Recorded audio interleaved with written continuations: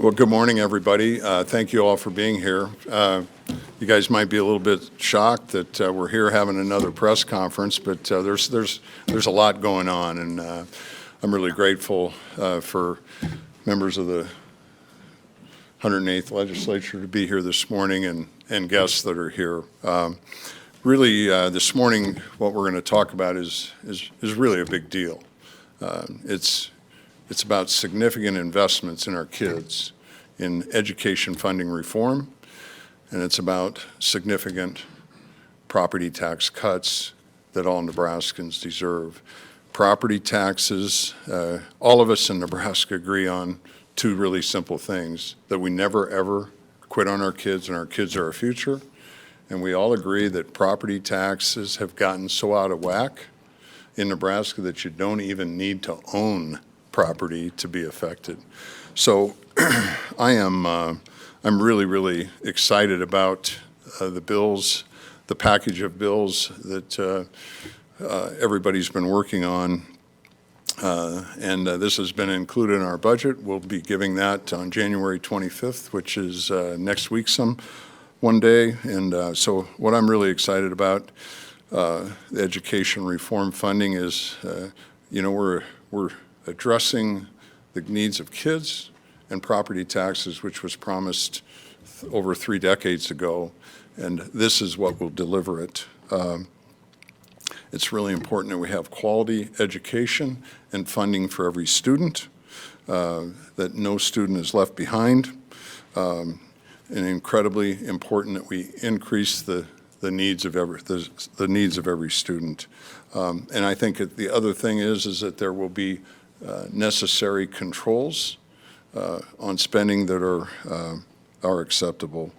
The other thing that this investment in funding, education funding, will do, we met with 24 folks from education across the state. I think we've had 3 meetings during the transition time. There's several things that came from that are really important for Nebraskans as we listened and had dialogue. Certainly one is that everybody agrees that every student in the state deserves, as a part of having an equalization aid. What you're going to hear about will address that. The second is that special education needs. We have most places between state and federal government, we are supposed to take care of 80% of funding. It's been not met, maybe 42, 43%. This investment that you're going to hear about will take care of special education needs for our students across the state. Another example of making sure we don't quit on kids. So I'm really excited about what you're going to hear about here, and very grateful to the senators. And I'll turn the first package of 3 bills to address education funding reform and property tax cuts. And first is Senator Sanders. Senator, I'm very grateful. Thank you.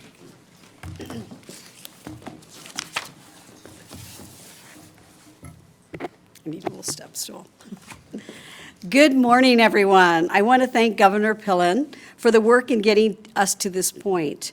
And I also want to thank his team, Kenny Zoller, Grant Latimer, for all their work they have done in such a short amount of time. Before I talk about my portion of this package, I want to recognize the governor. Before he even took the oath of office, Governor Pillen was talking to stakeholders about property taxes and TIOSA, the Tax Equity and Education Opportunity Support Act. We are here today because the governor sat down, listened to all sides of school funding discussion, and is working towards the consensus. I look forward to the same process in the legislature. My piece of the package will do 2 things. First, it creates a new component within the existing formula. This component is simple. We invest in every kid by providing $1,500 per public student in a foundational aid. Unequalized schools will be helped most by this part of the proposal. An estimated 180 districts would receive an increase in aid. The second part of the proposal, increase state support to special education funding. Unlike the first component, this will function outside of the existing formula. We propose a new statutory provision that 80% of special education funding be covered through a combination of federal and state funding. The bills introduced today are the first of many steps in reforming TIOSA. In our discussion with the Governor's Finance Reform Working Group, we heard that there was a desire to lift all boats. Under this proposal, the state would invest roughly $113 million in foundational aid and roughly $170 million, $57 million in additional special education support. Under this plan, no district will receive less aid than they already do today. The policy will help both equalized schools and unequalized schools. Again, I want to thank the governor for his tremendous work, listening to stakeholders and putting this plan together. I look forward to discussing with my colleagues and setting foundation for a system that helps every student. Thank you. Thank you, Senator Sanders. Really, really appreciative of you carrying this and your work. And again, it takes a full team. We've just got a great team of people from the senators' teams and our team working very, very hard on behalf of Nebraskans. Next, I'd like to introduce Senator Clemens. Senator Clemens, an incredible fiscal conservative, but believes in our kids and believes in our people and cutting taxes, and but also understands the difference between spending and investing. Senator Clemens, thank you for carrying this and for your investment in Nebraska. Thank you. Thank you, Governor. My part of the bill is, of the package, is the funding, and it's creating the Education Future Fund. You'll be hearing a lot about the Education Future Fund. And it's only 3 pages, but there's quite a bit there. It's going to invest $1 billion in state general funds into a fund dedicated for education in fiscal year 23-24, and $250 million each year following. So the transfers out of the fund will be made for the following purposes. It will increase K-12 special education funding to 80% of expenses. It will add $1,500 per student allocation within the current TIOSA formula. And the increased state aid to K-12 schools is designed to deliver dollar-for-dollar property tax relief. And that's why I was willing to spend $1 billion as being one of the more conservative senators. But the property tax relief, we've done a lot in the last few years, and we're not done. And I'm excited to see that we're doing more. Other uses for the fund you'll see in the bill could be to help with retention of current Nebraska teachers, and one-time grants for additional K-12 career and technical education programs, and one-time grants for increased mentoring programs for K-12 students. So the $1 billion first year and $250 million the next 6 years would be a total of $2.5 billion investment by fiscal year 29-30. And just thank the governor for his vision. And from a rural area myself, and I've seen schools that had received no state aid, and I'm excited to see that so many more students and schools will be receiving state aid and more a fair program throughout the state. Thank you, Governor. Thank you, Senator Clemens, very much. That is, Senator Clemens, just to clarify, that is 2.5 with a B, $billion invested in our kids for the future of Nebraska. Our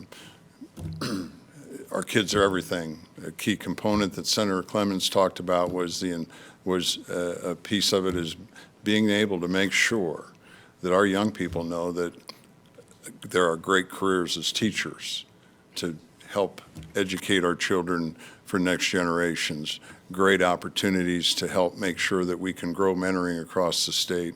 As we say, not every kid needs a mentor, but every kid deserves one. So there's lots of opportunity to make an incredible difference, investment in our kids, and significant property tax cuts. And next, very grateful, Senator Breezy, for your work and continued work on property tax and continued work on education. Senator Breezy.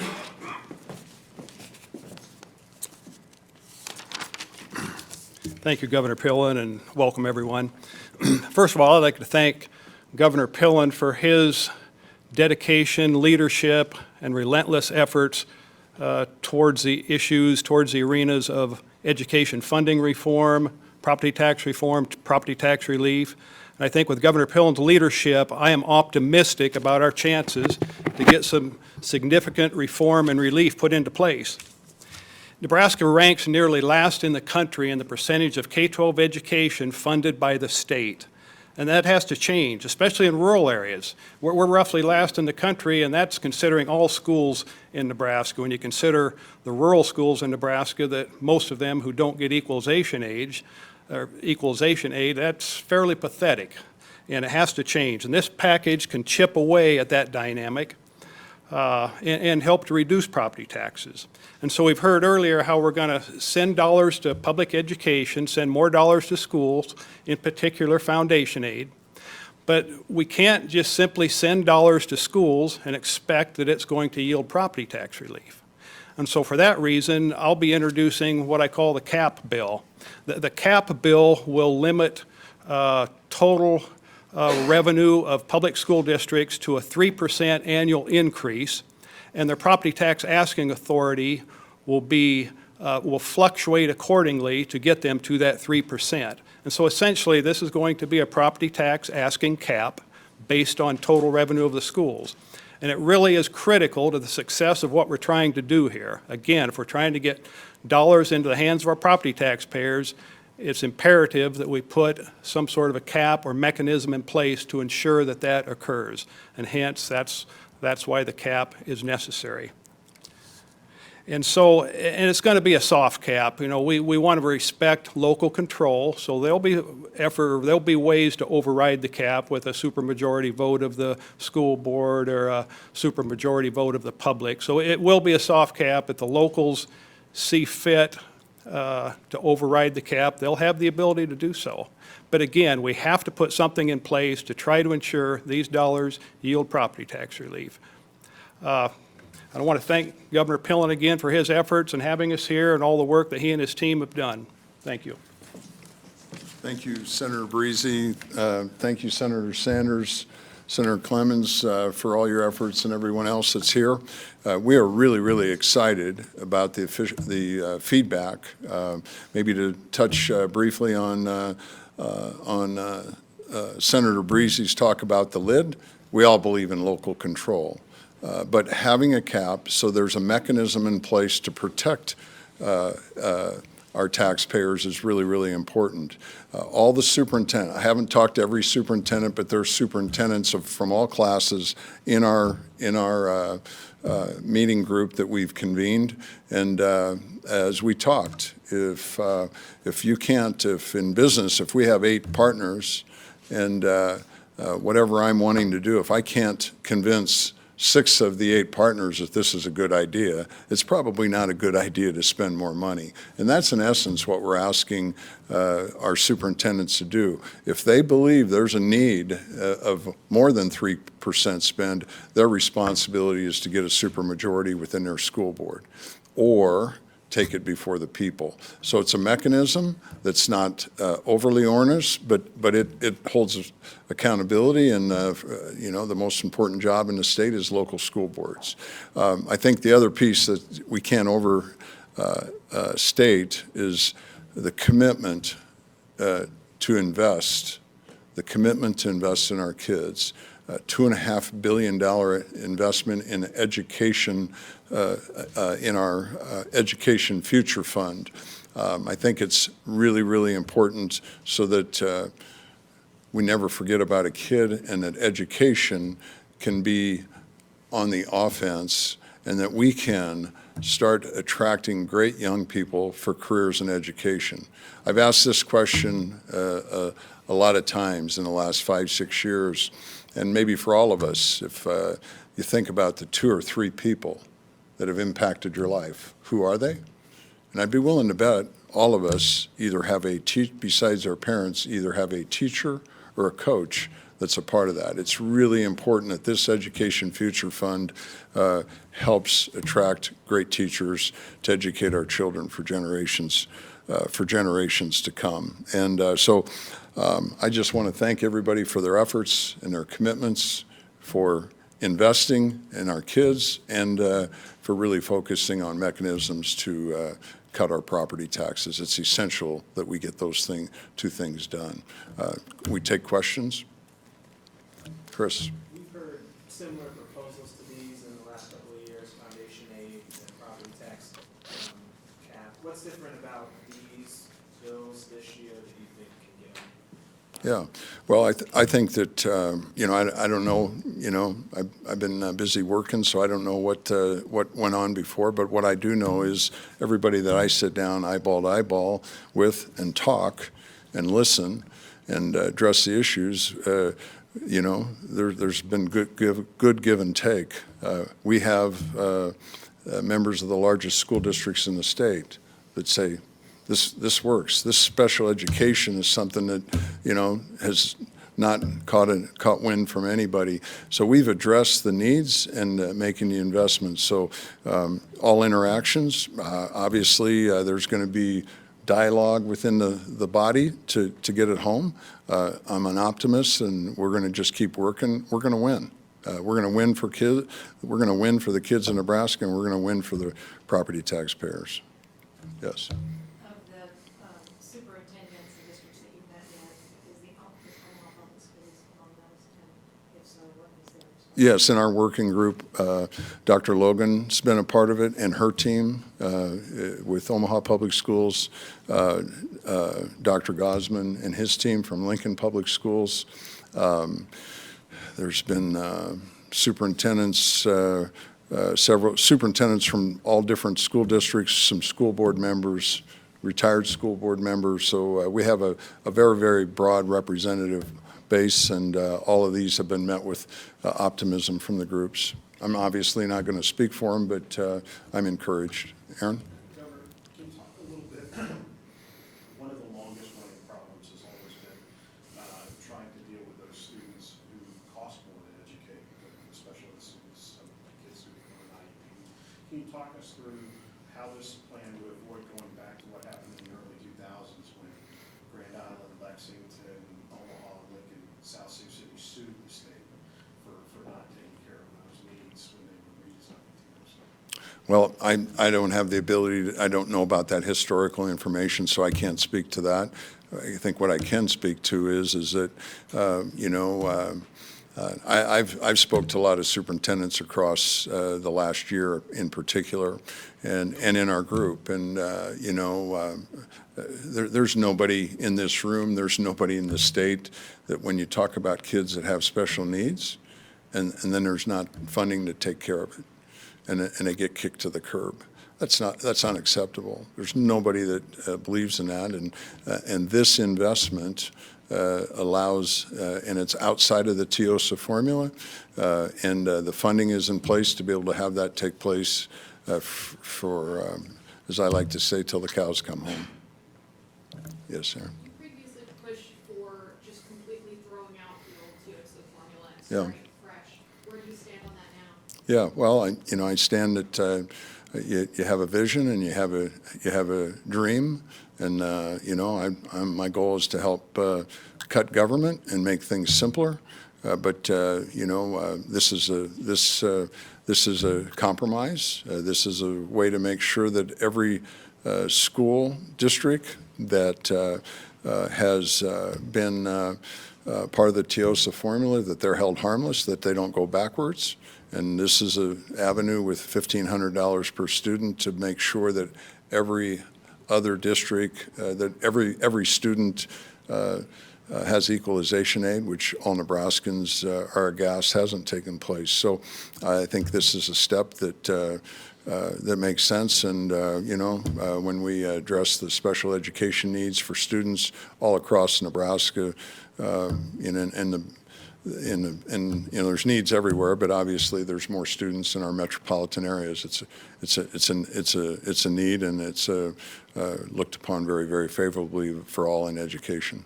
Governor, 113 million for increased foundation aid, 157 million for special education, $270 million. Equalization aid is currently $1 billion. You're talking in rough terms of a 25% increase. How is that consistent with campaigning as a fiscal conservative? Yeah, well, as a fiscal conservative, there's a big, and I've talked about it endlessly, there's a big difference between spending and investing. These are investments into the future of our kids, and these are investments that will also allow us to have a great impact on cutting property taxes across the state. And how will it last until the cows come home? Are we living on revenue that came in because of COVID and inflation? Yeah, well, you can go as far as we can, and we have extraordinary amounts of money. You'll hear about it in my budget on January 25th, and we're going to use that money to invest in our kids and cut taxes for the people in Nebraska. We're saying no to lots of wishes and dreams, and we are going to have a very, very fiscally responsive budget presented before the state. And as long as I'm here, we're going to be working hard to do more with less, and really, really focused on having budgets that nobody's thought about before. So we're going to have the money. We're going to have the money to be able to invest in our kids and cut taxes. Yes. Senator Breeze, this may be for you more than for the governor, but can you take us through on your cap a little bit of how how does it accommodate fast growth districts? Fast growth. Like Gretna or some of the suburban districts? That's a great question. Before I answer that, I want to go back to your question earlier about what's different with what we're proposing here from previous iterations. Previous iterations of the cap was a tax asking cap that floated, and it had some unintended consequences. What we're talking about here is a revenue cap that eliminates some of those consequences. The previous iterations were significantly more onerous than what we're talking about here. We have a formula built into the current iteration of the bill that would account for growth in student enrollment, growth in poverty students, growth in English language learners. So there is a formula in there to accommodate for those things, and by necessity. Thank you. How do you, this might be a question for Senator Sanders, but on foundation aid, how do you do the foundation aid without, some people that had aid losing out in order to provide aid to schools and maybe didn't have some before? I know that's been a sticking point in previous years. I don't think any student will lose out in this. Right. So, How does that work, or how do you make that work? I think the easiest way to say it is that the bottom line framework and commitment is all of the schools funding from the TIOSA formula, they're held harmless. They will not go backwards. And so that 1,500 counts, but it's not an add-on. So whichever one is the most. So if they're funding under the current TIOSA, they keep that. And they will get more because of the special education needs that have not been met. The $1,500 will go to the roughly 180 school districts, the school districts that have not gotten a penny of equalization aids. Those are the districts then, by whatever the number of students, they'll get state aid of $1,500 per student for the public schools. Yes. How will this affect teachers? Yeah. How do you hope it affects teachers? Well, obviously, when I sure hope and pray that when everybody in the education system understands that the state is working on investing in an education future fund Education Future Fund $2.5 billion to meet the needs for career teachers, meet the needs of helping with mentoring, meeting the needs that arise. That's a significant, it's historic. It's never been done, never been thought of. It's a historic investment, and it certainly, hey, it puts education on the offense, and it, I hope, my expectation is it will stimulate a lot of young people that say, I can have a great career as a teacher. Does that $2.5 billion just come out of the cash reserve and the budget surplus? $2.5 billion comes from state cash, state general funds, general fund. So, can you clarify this for me?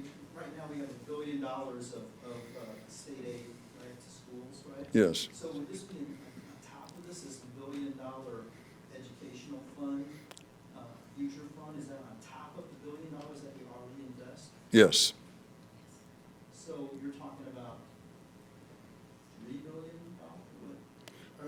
We're talking on this, that it would, over a period of years, 9 years, that we would have an investment of, in the Education Future Fund of $2.5 billion plus the roughly $300 million. And those aren't there just to be spent. Those are used to be invested based on needs. It gives everybody confidence that we meet the needs of kids and never quit on kids. How did you come up with the numbers? I mean, obviously, you guys had some negotiations. What goal were you trying to reach that you did or not? Well, I think the goal was to be able to do two things: never quit on kids, and make sure that we can have significant property tax cuts. The state steps up and does its job, and not be leaning on property tax owners across the state. How did you come up with the numbers? It was a team effort. A whole lot of people, a lot smarter than me. Yes. What would you say to school districts? I mean, right now, a lot of people are getting their new valuations coming in, and they have increased quite a bit. What would your message be to school districts? Yeah, that'd be the message. That's when everybody's getting those valuation increases, and there'll be more there to talk about. But it has to be taken off the property tax. The valuations of continuing to tax and tax property owners in Nebraska, we have to stop that. Property taxes are out of whack, and they can't continue on, and it's critical. But it's critical we cut that, but make a commitment to education, which the state, under these proposals that the senator's putting forth, are stepping up to do that. Do you have a sense yet of what kind of impact on the average property taxpayer in Nebraska this kind of? I know somebody in my team would have that. I don't have that. It's going to be, there's pieces of it. It's going to be significant. It won't be enough, but it's a heck of a good start.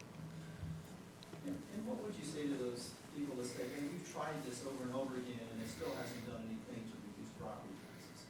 It's maybe reduced the amount property taxes have increased, but it hasn't actually done anything to, I guess, bring property taxes in balance with the rest of the taxes. You know, all I know is what today is, and today we have the right people here, we have the right team, we have the right time, and we have the resources to make significant investments. Yeah, you said you met with 3 educational groups on this. Can you tell me who those groups are? We had education groups of we convened a advisory group that we met 3 different times through the transition and talked, and they, you know, we had folks from Omaha Public Schools, Lincoln Public Schools. We had superintendents from all different class size. We had some school board members. We had a past superintendent. So we had members of the Farm Bureau team, cattlemen. So we had members of folks in that meeting that represented all sectors of the state. Last question.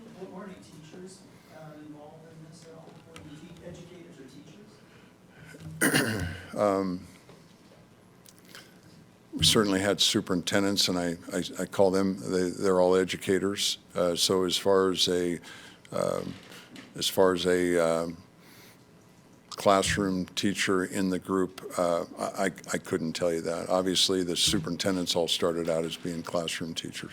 I guess the Thank- reason why I asked that was because this doesn't really address the teacher shortage that you have. Well, we certainly talked to, yes, it does. The teacher shortage, that's the investment is making sure that we all understand we have to have teachers. It's really, really important that it's not a job, that it's a career, and it's really, really important that the next generations understands that all of us believe in education. We're investing so that it can be a great career. Thank you all very, very much. Thanks to my colleagues, and thank you all for being here. We're really, really excited about the future of Nebraska and what this will do for cutting property taxes, investing in our kids, and the future of Nebraska. Thanks for all being here today. Thank you.